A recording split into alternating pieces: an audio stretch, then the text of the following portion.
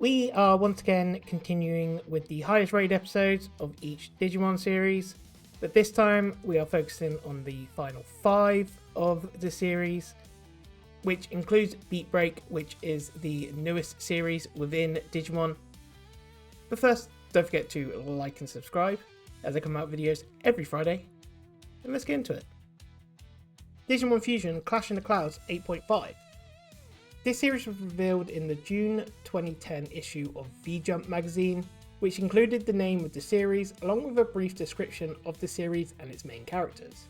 This was also the first Digimon series to air in widescreen 16:9 and in HD 1080i. The Phantom Mist has turned on Loosemon and has taken him and Nene. He comes back though, even more powerful, and he's holding Nene inside an orb. Sparrowmon is trying to save Nene but can't even get close. Mikey says that even though they are enemies, they need to save her. Shoutmon then fuses with Ballistamon, Dorulamon and Starmon to make Shoutmon times 4, with Beezlemon helping them attack, but Shoutmon can't fly, so they can't attack with him, and Beezlemon is taken down. Sparrowmon tries again but is knocked out, then Shoutmon defuses. Shoutmon and the humans decide to retreat so they can come up with a plan to defeat Loosemon. Beezlemon stays behind to keep a watch on him though. Sparrowmon has a dream about Nene and her being good friends, showing how strong they are together and how they rely on each other. She then wakes up and Mikey and the others ask her to team up with them, but she says she doesn't want their help and she doesn't trust them. Beezlemon then calls and says there is a problem going on, as Loosemon is absorbing the digital world and destroying it. Mikey has left a communication device for Sparrow and they transport back to Beezlemon. Sparrowmon leaves the device behind and flies back by herself. With the fusion team failing to get even close to Loosemon, Sparrowmon decides to go solo and tries to attack and open the orb, but fails to do so. She starts to drill the orb while Mikey uploads Patamon to use its Breeze Blaster to make a stairway so Shoutmon can get to Loosemon. Sparrowmon drills through the orb but Loosemon grabs her before she can get Nene out safely. Shoutmon slashes at Loosemon. Nene falls out of the orb and Mikey tells Sparrowmon to save her, which she does. Loosemon's wound heals quickly and attacks Shoutmon, who falls. Sparrowmon saves them and they digifuse into Shoutmon times 5, giving them the ability to fly, hitting Loosemon with the attack Winding Wind, which gets his attention and returns an attack but has no effect. Shoutmon uses an atomic uppercut to the chin of Loosemon, knocking him down and defeating him. This causes the airborne shrine to fall to pieces, with the other humans still on it as they fall through the sky. Sparrowmon then says that they saved them and got them to safety. She takes the communicator after realizing that she can trust the others. Mikey is given the code Crown, but if he accepts it, it means that other Digimon from other zones will be counting on him and the others. He accepts the job and says they'll be ready. Nene has found part of the blazing orb and has brought forth Axnightmon. He says that the Phantom Mist is now his. They are now going to travel to the next zone to add the strongest Digimon to their ranks. I'm starting to feel like I did with Pokemon's highest rated episodes. The ultimate format stays the same in each episode, but they add or change elements to it. Such with this one, there is now this element of fusion where they can combine their Digimon to make a powerful version, but also revert back to their individual Digimon. When Loosemon was quite easily defeated, I felt like it was a bit of a letdown until it got to the end of the episode where Axnightmon says it was part of his plan. It sets up the next part of the story and further development with these characters. It was also great to see Beezlemon again, this time as a good guy opposed to the last time we saw him when he was against the good guys. Digimon Universe at Monsters, the search result is Haru Shinkai, Gatchmon appears, 5.8. This series came about as the developers believed that virtual pets had become outdated and that Digimon was viewed more for older fans. Staff noted that by 2016 smartphones had become popular with kids, leading them to create a series centered on smartphones. They wanted to de-Digimon the franchise, The staff said that the conventional Digimon series wouldn't have worked, but they retained the name to attract older fans. A Digimon called Gutchmon is being chased within the web. He starts to search the web and finds Haru's Shinkai. Haru's phone starts to download an app that he tries to stop, then the app starts to come out of his phone. He tries to push it back into the phone and suddenly Gutchmon comes out, scaring Haru. We then go back to earlier in the day when Haru is at the library checking out a book when the security camera is spying on him. Outside, Yuji is scoring a goal and everyone is cheering. Ai, a girl at their school, is watching when she notices Haru has turned up and asks if he has come to watch the game. He is then hit in the face with a ball. Yuji then comes to see Haru, revealing that they are good friends. They are again being watched by someone on a camera, identifying who both of them are. Something hacks a street sign, making them stop. Then it hacks a car horn to get Haru's attention. A vending machine then spells out Haru's name, asking if he wants to be the main character, but before he can answer, it tells him it's up to him, and an Apply Drive comes out of the vending machine. We see a Digimon called Cameramon who is reporting back to someone called Leviathan, saying that Haru now has the Apply Drive. We then end up back at the start of the episode with Gutchmon, who is explaining he sent the Apply Drive to him, but Haru is waving his hand through Gutchmon as he has no physical body. Gutchmon reveals that he knows a lot about Haru as Mesmon has been hacked and is now sending personal information to everyone. Mesmon is now hopping to everyone's phones and having personal information leaked. An AR field appears and they use the Apply Drive to overlap the internet with the real world, and Haru goes through it. Mesmon tries to attack, but Gutchmon blocks it. They keep attacking though and manages to defeat him. Haru feels like it's his fault though, as he is not a main character type, but then decides he wants to be the main character, so he pairs with Gutchmon and uses his chip in his Apply Drive and now gives him a physical body. He searches for a weakness for spam messages, realising that if he reads and ignores them, it will have no effect. Which works, allowing him to defeat the virus controlling Mesmon with a Gatch Claw attack. Mesmon returns to normal, giving Haru an app chip that goes into his band. He returns to the normal world and Gutchmon can now stay in the human world with him. Yuji meets with Haru and Gutchmon hides. They later go their own way, but Yuji is seen watching Haru and Gutchmon from a distance with a red glow in his eye. First of all, I really like this episode. I don't know if it's because I've been dumped into the middle/end of storylines with these other entries, but this one we start at the beginning. The way Gutchmon finds Haru, going through the internet and downloading an app on his phone, was clever and inventive. The way the digital world overlaps with the human world was something different than the normal of having two different worlds. Having the app being able to be corrupted with a virus and choosing message app as a start was so good. It going person to person, spreading personal information, that was embarrassing but also funny. Digimon Adventures, the final stage, Dandevimon 9.1. So the idea of the series was to reboot the original, so they can introduce the original Digimon characters to a younger audience. However, at the same time, they were releasing a movie called Digimon Adventures, The Last Evolution of Kizuna, with the people who worked on the original series. Apparently the original team didn't know that they were going to reboot the series, so it was a bit of a shock to have the ultimate end to these characters while also bringing them back.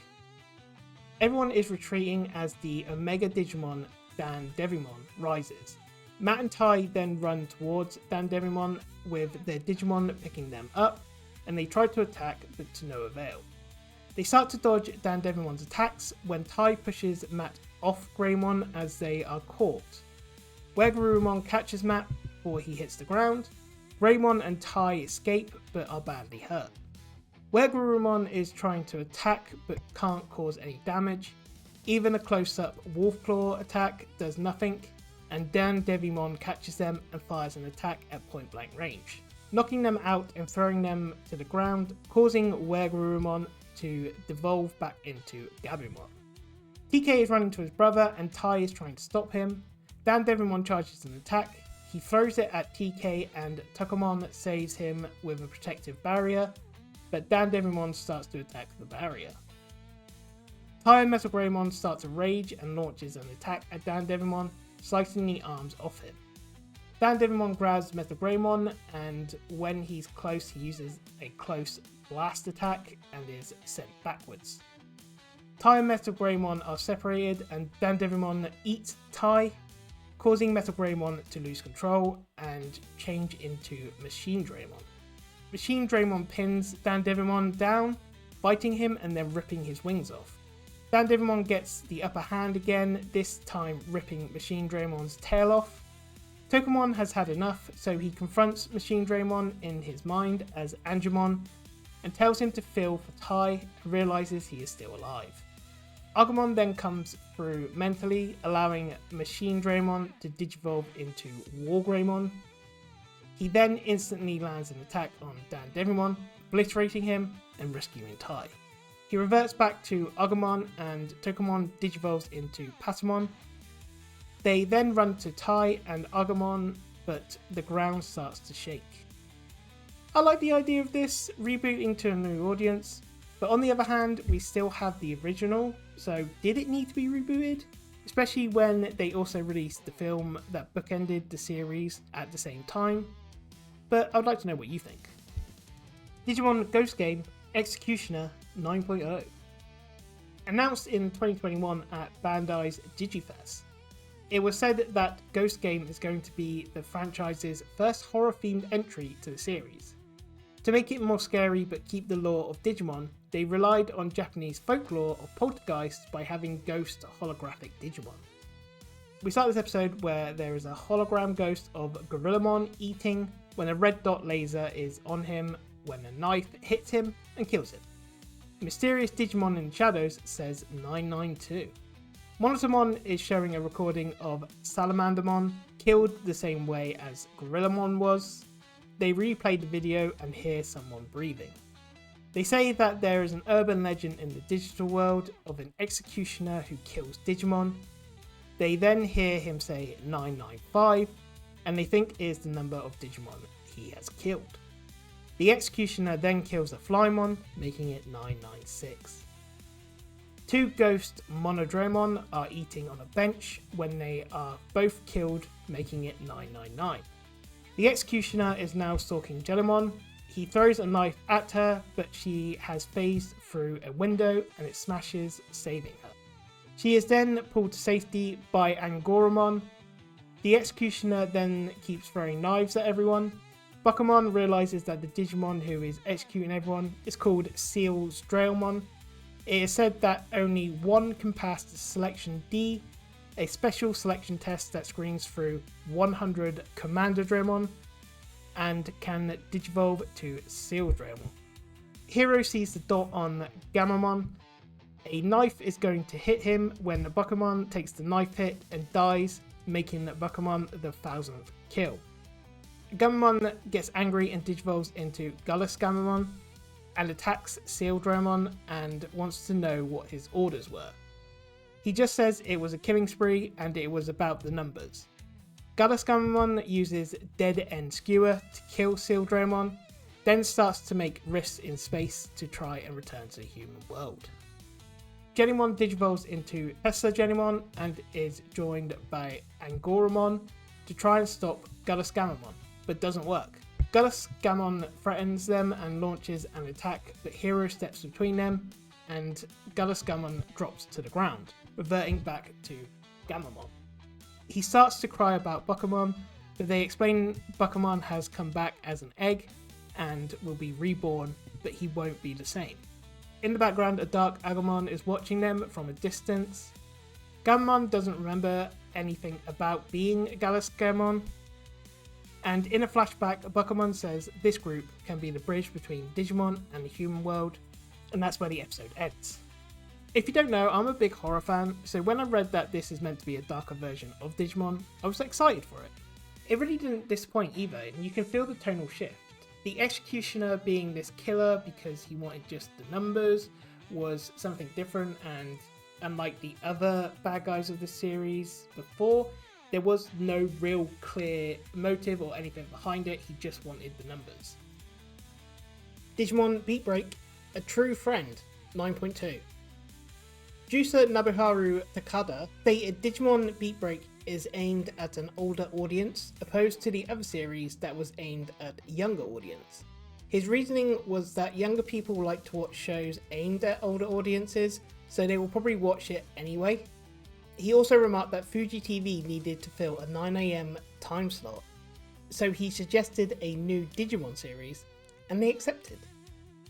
Haruko makes Kairupamon attack Prystimon and Gekomon, which he easily defeats.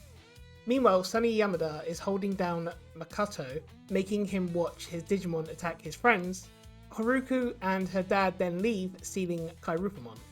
In a bar, Kyo is interrogating a guy named Hino, and he confesses he is the one who told Sunny about Digimon and where to find them.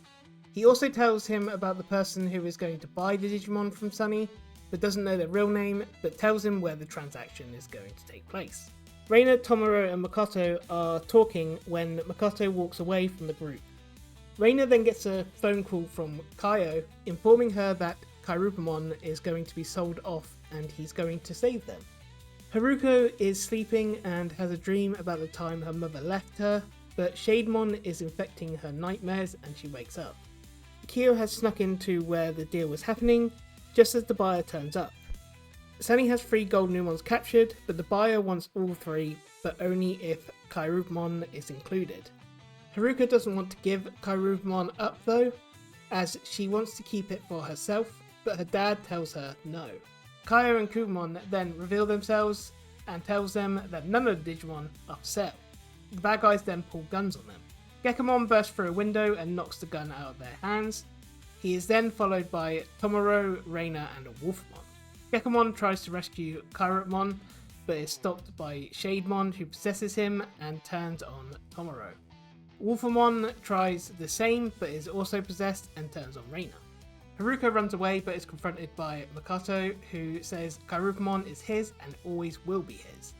But Sunny shows up and tries to take Kairupamon, but Makoto kicks Sunny, and Sunny slaps into the ground. It turns out that Sunny wanted to sell the Kairupamon to the buyer for a counterfeit Saputama, so he can start his life over without a criminal record and get away from Haruko, as he thinks she is some kind of monster. Shademon then possesses Sunny, making him think he's fallen. Haruko then asks Shademon to take her over, so she can forget all her memories. Shademon then combines with Haruko, making them into one. Kaio and the rest find Makoto, and Morisaramon opens a gate to the mirror world, and they all go through, even Haruko. Makoto tells Haruko that she doesn't need to do this, but she possesses Kairupamon and he attacks Makoto. Makoto tells her that Kairupamon is a reflection of him, and it seems to break the possession. This leads him to digivolving into Night Kairupamon. He uses Mesmer Burst to break the possession on Wolfmon and Gekomon. Shademon goes to attack but stops, telling Haruko that if she erases all her memories, it will also take away the good. Shademon then asks Makoto to help Haruko, so Night Kairupamon uses a giant ring on Shademon. Haruko apologizes to Shademon and they both finally accept each other and then separate. Sunny is approached by the buyer and tells him he failed, so he can't have the Saputama.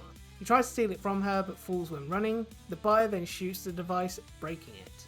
Kaio says he is going to take Sunny to the Ministry of Civil Protection, but first he punches Sunny, telling him that's for the way he treated his daughter, and then he punches him again, saying that one is for his own family. Outside, they offer Haruko to join the team, but she declines and tells the group her mother has been asking to see her, so she is going to do that instead. This one was a weird one. I can't tell if I like Gekomon or if I find him annoying. I did, however, like the redemption arc for Haruko. So there we have it, all Digimon highest rated episodes. What did you think? Which series is your favourite? Like I said, I like the idea of the Ghost Game series. But until next time, I'll see you again.